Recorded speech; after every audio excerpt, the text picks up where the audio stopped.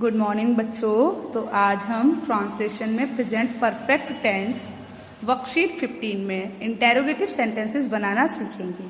तो interrogative sentences बनाना सीखने से पहले हम एक बार पॉजिटिव सेंटेंसेस और नेगेटिव सेंटेंसेस का रिवीजन कर लेते हैं कि प्रेजेंट परफेक्ट टेंस में हम पॉजिटिव सेंटेंस कैसे बनाते हैं एंड नेगेटिव सेंटेंस कैसे बनाते हैं। तो प्रेजेंट परफेक्ट टेंस में पॉजिटिव सेंटेंस कैसे बनाते हैं उसका स्ट्रक्चर देखिए। सबसे पहले हम सब्जेक्ट लगाते हैं, फिर हैज या फिर हैव लगाते हैं। अगर हमारा सब्जेक्ट सिंगुलर है तो हम हैज लगाते हैं, अगर हमारा सब्जेक्ट प्लूरल होता है तो हम हैव लगाते हैं। उसके बाद हम वर्ब की थर्ड फॉर्म लगाते हैं। प्रेजेंट परफेक्ट टेंस में सबसे पहले सब्जेक्ट लगता है, उसके बाद हेल्पिंग वर्ब लगती है, या तो हैज लगती है या फिर हैव लगती है। उसके बाद वर्ब की थर्ड फॉर्म लगती है और फिर ऑब्जेक्ट लगता है। हमें कैसे पता चलता है कि ये प्रेजेंट परफेक्ट टेंस है? जो काम पहले के समय में हो चुका है, जो काम हो चुका है, अभी हम कर नहीं रहे, ना मैं करती हूँ, जो काम पहले हो चुका है, किया जा चुका है, ओके, उसे हम क्या बोलते हैं? प्रेजेंट परफेक्ट टेंस बोलते हैं। जैसे मैंने तुम्हारी किताब ली थी, ली है। मैंने तुम्हारी किताब देखी है। मेरा काम समाप्त, मैंने अपना काम समाप्त कर लिया है। तुम बाहर गई हो, वह बाजार जा चुका है। तो ऐसे सेंटेंसेस किस में आते हैं बच्चों? प्रेजेंट परफेक्ट टेंस में आते हैं, जो काम पहले ही हो चुका है। ऐसे सेंटेंसेस किस में आते हैं? प्रेजेंट परफेक्ट टेंस में आते हैं। तो उसमें हम पॉजिटिव सेंटेंस में कैसे बनाते हैं? सब्जेक्ट, फिर हेल्पिंग वर्ब, फिर वर्ब की थर्ड फॉर्म और फिर ऑब्जेक्ट। जैसे कि एक सेंटेंस है कि राम स्कूल जा चुका है। Ram has gone to school. Ram subject है, हैज हमारी हेल्पिंग वर्ब है, गॉन गो की थर्ड फॉर्म है और फिर स्कूल हमारा ऑब्जेक्ट है। तो Ram has gone to school, ये हमारा कैसा सेंटेंस बन गया बच्चों? बताइए आप मुझे।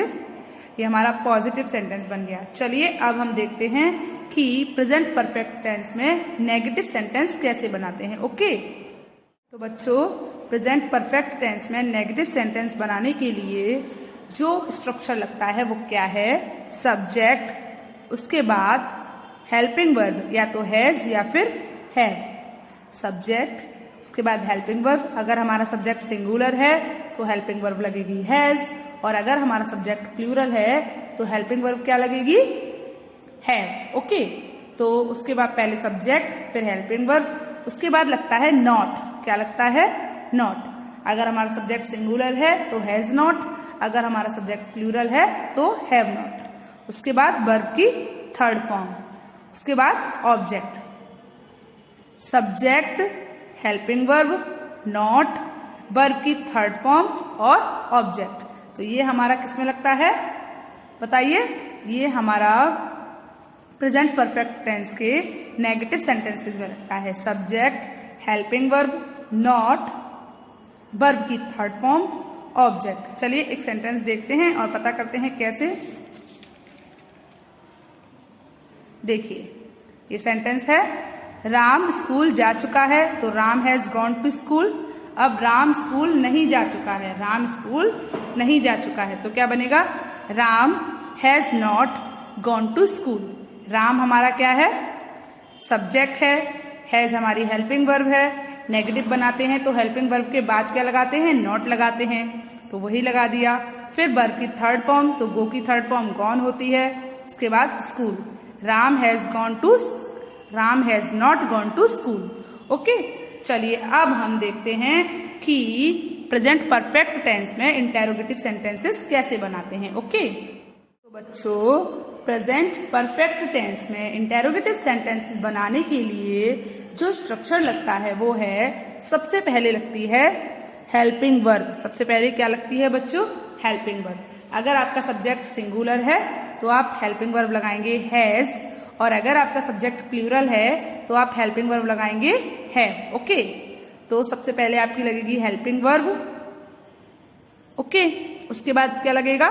सब्जेक्ट, फिर वर्ब की थर्ड फॉर्म और फिर ऑब्जेक्ट। एक बार फिर से बोलिए, इंटेरोगेटिव सेंटेंस बनाने के लिए सबसे पहले क्या लगती है? हेल्पिंग वर्ब, फिर सब्जेक्ट, फिर वर्ब की थर्ड फॉर्म और फिर ऑब्जेक्ट। ओके, तो हेल्पिंग वर्ब लगाएंगे, फिर सब्जेक्ट लगाएंगे, फिर वर्ब की थर्ड फॉर्म लगाएंगे और फिर ऑब्जेक्ट लगाएंगे। अगर हमारा सब्जेक्ट सिंगुलर है तो हमारी हेल्पिंग वर्ब लगेगी हैज, और अगर हमारा सब्जेक्ट प्लूरल है तो हमारी हेल्पिंग वर्ब लगेगी हैव। ओके, तो आपको ये समझ आया। चलिए अब हम एक सेंटेंस बनाकर देखते हैं। तो बच्चों पहले हम पॉजिटिव बनाएंगे। पॉजिटिव क्या है? मैं खिलौने खरीद चुका हूं।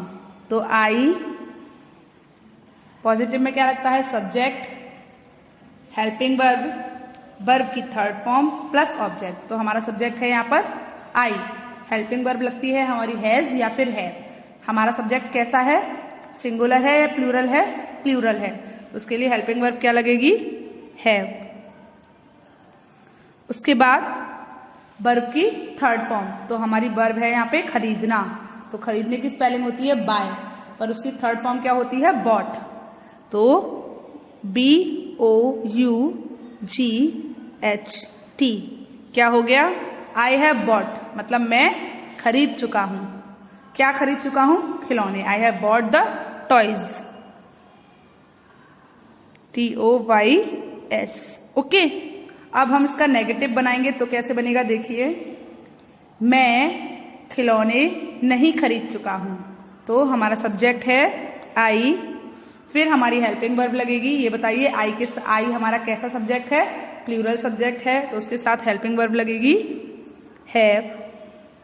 फिर सब्जेक्ट लग गई, हेल्पिंग वर्ब लग गई। अब क्या लगेगा? नॉट, क्योंकि नेगेटिव है तो क्या लगेगा बच्चों? Not. Subject, helping verb, not. उसके बाद वर्ब की थर्ड फॉर्म। तो वर्ब की थर्ड फॉर्म क्या है? बाय हमारी वर्ब है, तो बाय की थर्ड फॉर्म होती है बॉट, BOUGHT। ओके, अब ये बताइए, अब हमारा ऑब्जेक्ट क्या है? खिलौने। तो I have not bought the खिलौने, बॉट द टॉयज, TOYS। तो क्या बन गया बच्चों? I have not bought the toys, मतलब मैं खिलौने नहीं खरीद चुका हूं। अब हम इसका इंटेरोगेटिव बनाते तो कैसे बनेगा? क्या मैं खिलौने खरीद चुका हूं? क्या मैं खिलौने खरीद चुका हूं? तो मैंने क्या बताया था इंटेरोगेटिव का स्ट्रक्चर?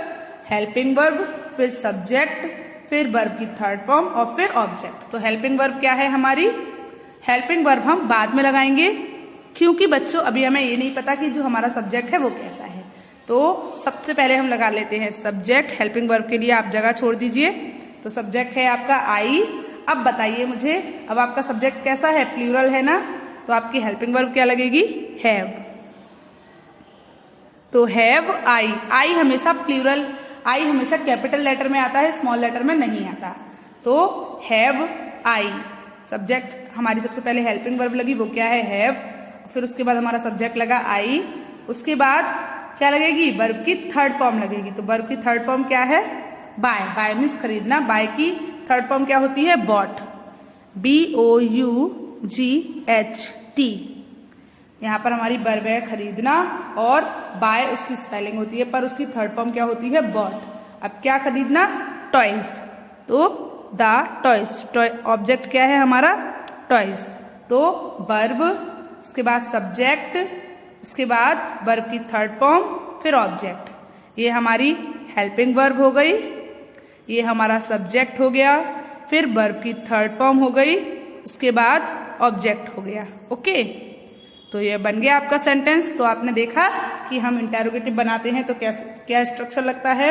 हेल्पिंग वर्ब, फिर सब्जेक्ट, फिर वर्ब की थर्ड फॉर्म और फिर ऑब्जेक्ट। कौन से टेंस में? प्रेजेंट परफेक्ट टेंस में। ओके, चलिए अब हम कुछ और सेंटेंसेस देख लेते हैं। तो राम स्कूल जा चुका है। अब हमने इसका इंटेरोगेटिव बनाएंगे तो क्या बनेगा? क्या राम स्कूल जा चुका है? तो हम अपनी हेल्पिंग वर्ब के लिए जगह छोड़ देंगे, उसके बाद हमारा जो सब्जेक्ट है वो लिख लेंगे राम। अब बताइए राम हमारा कैसा सब्जेक्ट है? सिंगुलर है या प्लूरल है? प्लूरल है ना, तो हमारी हेल्पिंग, प्लूरल है नहीं, सिंगुलर है ना, तो हमारी हेल्पिंग वर्ब क्या लगेगी? हैज। हैज राम।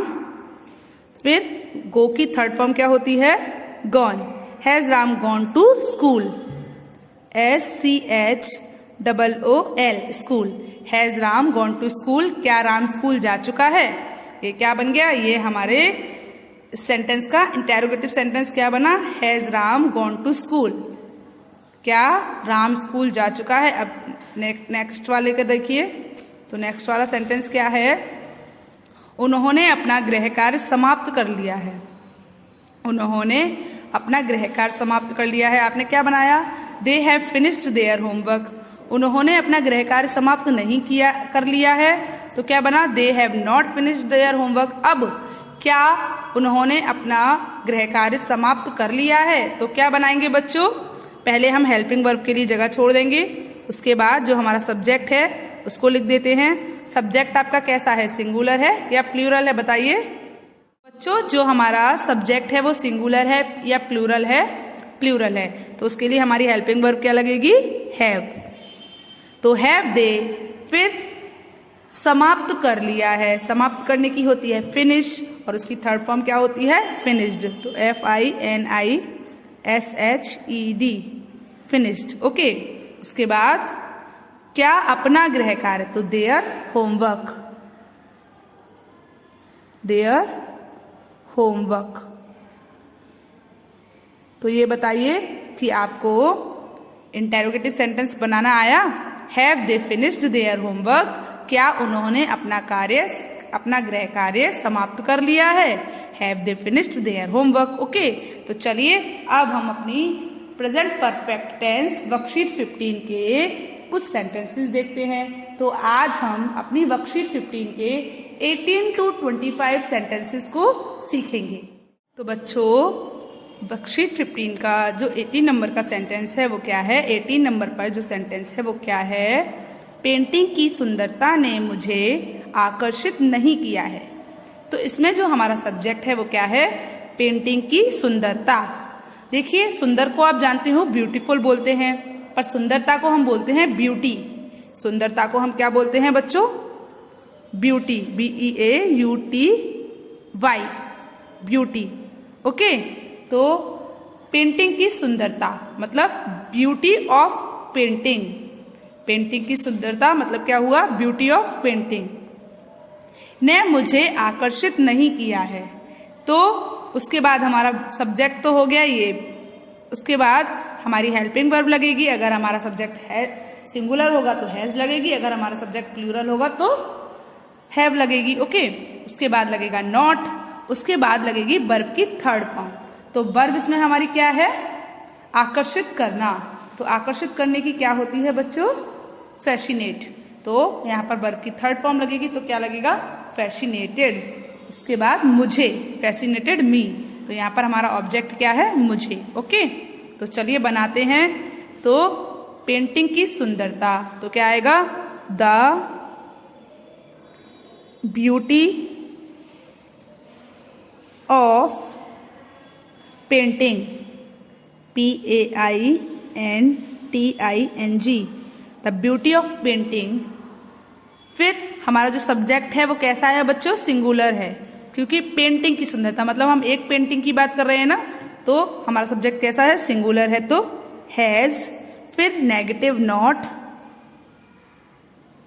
तो the beauty of painting has not. अब वर्ब क्या है हमारी? आकर्षित करना। उसकी थर्ड फॉर्म क्या होगी? फैसिनेटेड। थर्ड फॉर्म क्या होगी बच्चों? फैसिनेटेड। तो स्पेलिंग बोलिए क्या आएगी? FASCINATED,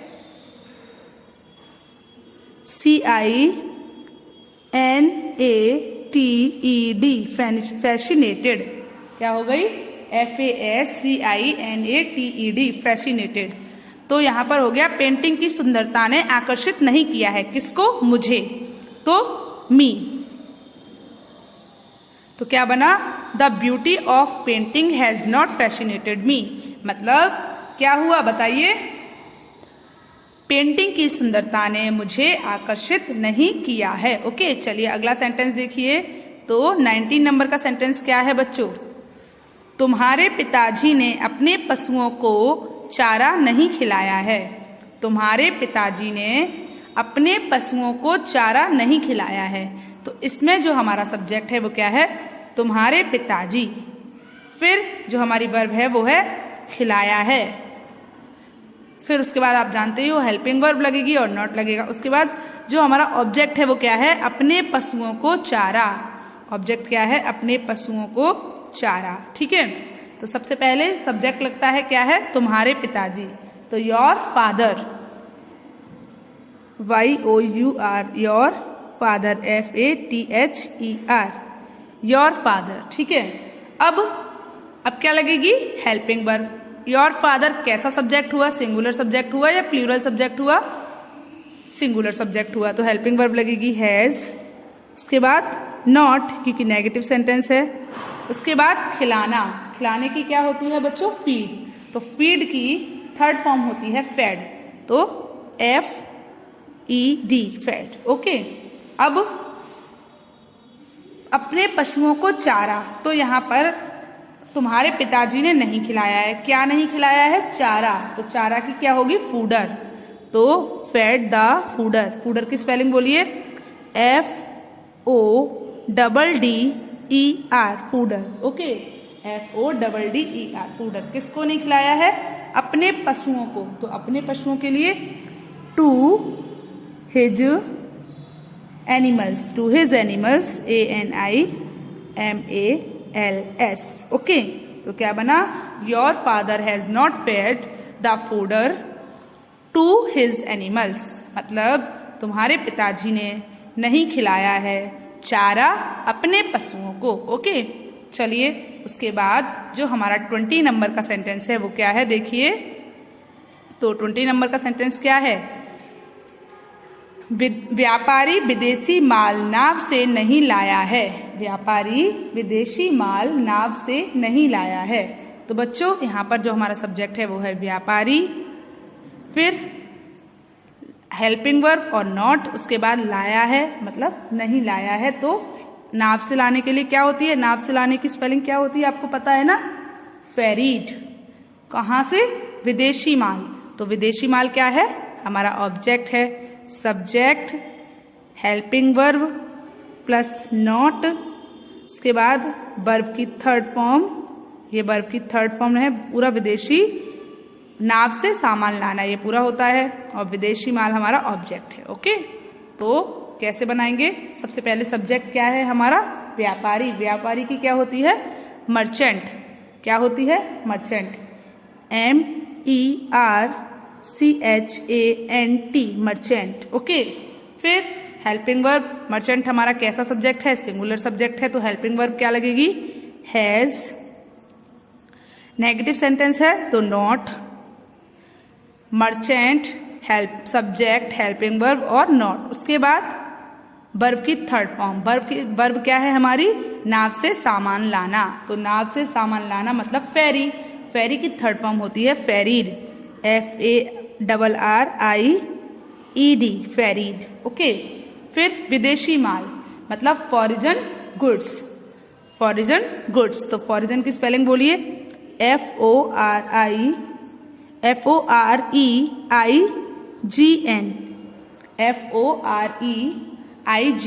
foreign. क्या होगी बच्चों, FOREIGN,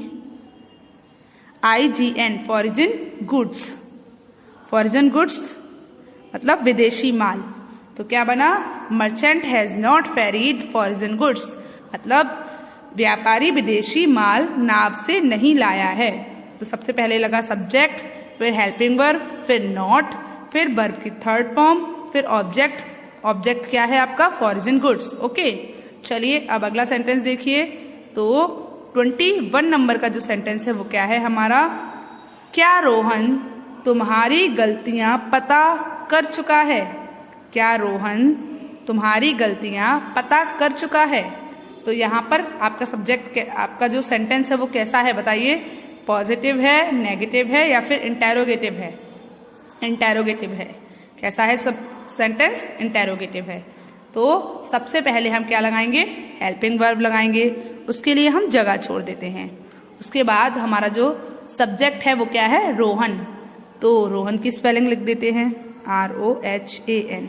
अब आप बताइए, रोहन आपका कैसा सब्जेक्ट है, सिंगुलर या फिर प्लूरल, सिंगुलर सब्जेक्ट। तो हमारी हेल्पिंग वर्ब क्या आएगी, has.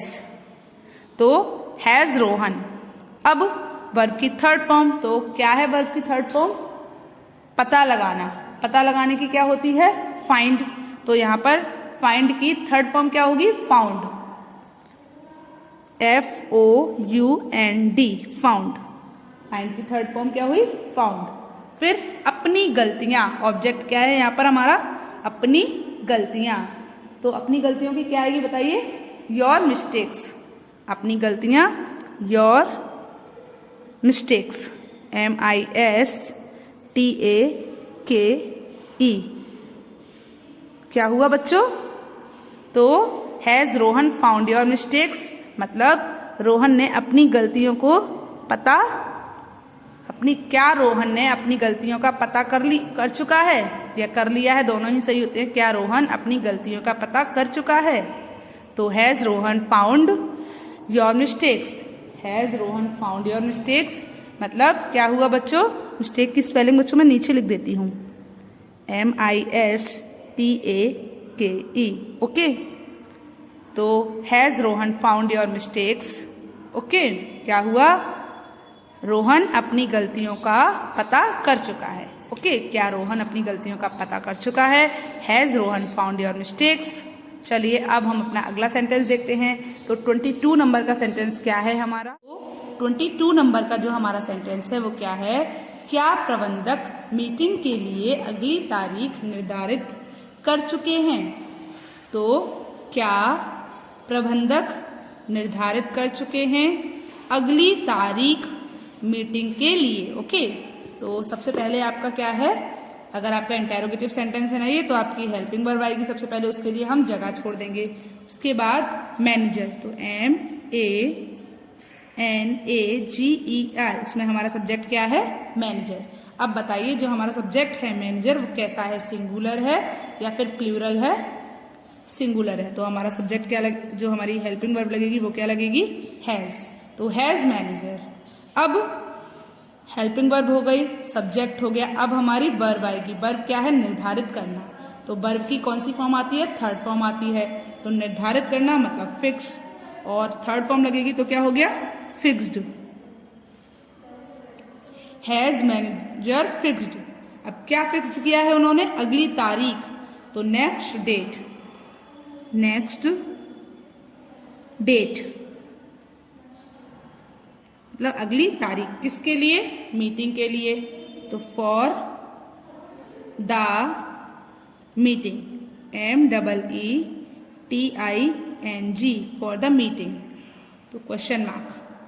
Has manager fixed next date for the meeting मतलब क्या प्रबंधक निर्धारित कर चुके हैं अगली तारीख मीटिंग के लिए, फॉर द मीटिंग। तो has manager fixed next date for the meeting. Okay, चलिए अब तो 23 नंबर का जो सेंटेंस है हमारा बच्चों वो क्या है?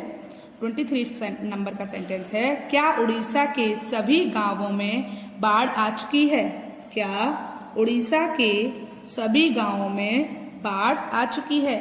तो यहाँ पर जो आपका सब्जेक्ट है वो क्या है? उड़ीसा के सभी गांव। उड़ीसा के सभी गांव। तो बच्चों सब्जेक्ट क्या है? उड़ीसा के सभी गांव मतलब उड़ीसाज ऑल विलेजेस। तो आपका इंटेरोगेटिव सेंटेंस है तो हम हेल्पिंग वर्ब के लिए जगह छोड़ देंगे। इसके बाद उड़ीसा क्या होती है? उड़ीसा की स्पेलिंग ORISSA। उड़ीसा सभी गांव मतलब Orissa's all villages, VILLAGES, VILLAGES, all villages. Okay, तो उड़ीसाज ऑल विलेजेस मतलब आपका जो सब्जेक्ट है वो कैसा है? विलेजेस मतलब सारे गांवों की बात हो रही है, जितने गांव हैं उड़ीसा के अंदर सबकी बात हो रही है ना। तो आपका सब्जेक्ट कैसा है? प्लूरल है। तो हेल्पिंग वर्ब भी कैसी लगेगी? प्लूरल लगेगी, have Odisha's all villages. Okay, अब इसमें आपका जो वर्ब है वो क्या है? बाढ़ आना। तो आप देख सकते हैं इसमें आपका ऑब्जेक्ट नहीं है। ओके, तो इसमें आपकी वर्ब क्या है? बाढ़ आना। बाढ़ आने की क्या होती है? फ्लड। अब यहाँ पर बाढ़ आना मतलब फ्लड की थर्ड फॉर्म लगेगी तो क्या लगेगी? Flooded, FLOODED, flooded. तो have Odisha's all villages flooded. तो उसके बाद क्वेश्चन मार्क, एक बार फिर से बोलिए, have Odisha's all villages flooded, मतलब क्या उड़ीसा के सभी गांवों में बाढ़ आ चुकी है। ठीक है, चलिए उसके बाद अगला सेंटेंस क्या है आपका, 24 नंबर का सेंटेंस है हमारा, क्या सभी छात्र अपने पेपर मोड़ चुके हैं। क्या सभी छात्र अपने पेपर मोड़ चुके हैं। तो इसमें भी सबसे पहले हमारा इंटेरोगेटिव सेंटेंस है, तो अपनी हेल्पिंग वर्ब के लिए जगह छोड़ दीजिए। उसके बाद जो सब्जेक्ट है वो क्या है, सभी छात्र, तो ऑल स्टूडेंट्स, STUDENTS स्टूडेंट्स। तो ऑल स्टूडेंट्स मतलब जो आपका सब्जेक्ट है वो कैसा है, प्लूरल है, तो हेल्पिंग वर्ब भी प्लूरल ही लगेगी, हैव। तो हैव ऑल स्टूडेंट्स, फिर मोड़ चुके होंगे, मोड़ चुके मतलब थर्ड, मोड़ चुके हैं मतलब थर्ड फॉर्म लगेगी। मोड़ने की थर्ड फॉर्म क्या होगी, मोड़ने की स्पेलिंग फोल्ड होती है, और थर्ड फॉर्म हो गई फोल्डेड, FOLDED फोल्डेड। तो हैव ऑल स्टूडेंट्स फोल्डेड मतलब क्या सभी छात्र मोड़ चुके हैं क्या अपने पेपर। तो देयर पेपर्स, PAPERS पेपर्स, तो क्या बना, have all students folded their papers मतलब क्या सभी छात्र मोड़ चुके हैं अपने पेपर। ओके, चलिए उसके बाद 25 नंबर का सेंटेंस देखिए। तो 25 नंबर का सेंटेंस क्या है, क्या माताजी उसे शादी करने के लिए बाध्य कर चुकी हैं। क्या माताजी उसे शादी करने के लिए बाध्य कर चुकी हैं। तो इसमें हेल्पिंग वर्ब जो हमारा सब्जेक्ट है वो क्या है, हेल्पिंग वर्ब के लिए तो हम जगह छोड़ देंगे, और जो सब्जेक्ट है वो क्या है आपका, माताजी, तो मदर। तो मदर जो है सब्जेक्ट आपका कैसा है, सिंगुलर सब्जेक्ट है, तो आपकी हेल्पिंग वर्ब भी सिंगुलर ही लगेगी। तो हैज मदर, उसके बाद बाध्य कर चुकी हैं, बाध्य करने की क्या होती है, फोर्स, बाध्य करने की क्या होती है, फोर्स। पर प्रेजेंट परफेक्ट टेंस में हमारी वर्ब की थर्ड फॉर्म लगती है, तो फोर्स की थर्ड फॉर्म क्या होती है, फोर्स्ड, FORCED फोर्स्ड। ठीक है, तो क्या माताजी बाध्य कर चुकी हैं, हैज मदर्ड फोर्स्ड, किसे, उसे, तो हर। अब क्या माताजी उससे बाध्य कर चुकी हैं, हैज मदर फोर्स्ड हर, किसके लिए, शादी करने के लिए, तो टू मैरी, MARRY, शादी करने की क्या होती है, मैरी। तो क्या हो गया बच्चों, हैज मदर, क्वेश्चन मार्क लगाना मत भूलिएगा, has mother forced her to marry. तो एक बार फिर से पढ़िए, हैज मदर फोर्स्ड, क्या माताजी बाध्य कर चुकी हैं, किसको, उसे, तो हर, किसके लिए, शादी करने के लिए, तो टू मैरी। क्या माताजी बाध्य कर चुकी हैं उसे शादी करने के लिए, टू मैरी। तो बच्चों आप बताइए मुझे कि आपको ये सेंटेंसेस समझ आए, आपको 18 to 25 सेंटेंसेस समझ आए कि कैसे बनाने हैं, और इंटेरोगेटिव सेंटेंस कैसे बनाते हैं आपको ये भी समझ आया। तो आज आपको होमवर्क में ट्रांसलेशन की वर्कशीट 15 के 18 to 25 सेंटेंसेस अपनी ट्रांसलेशन की फेयर नोटबुक में करने हैं। क्या करना है आपको वर्कशीट 15 के 18 to 25 सेंटेंसेस अपनी ट्रांसलेशन की फेयर नोटबुक में करनी है। ओके, चलिए गुड बाय।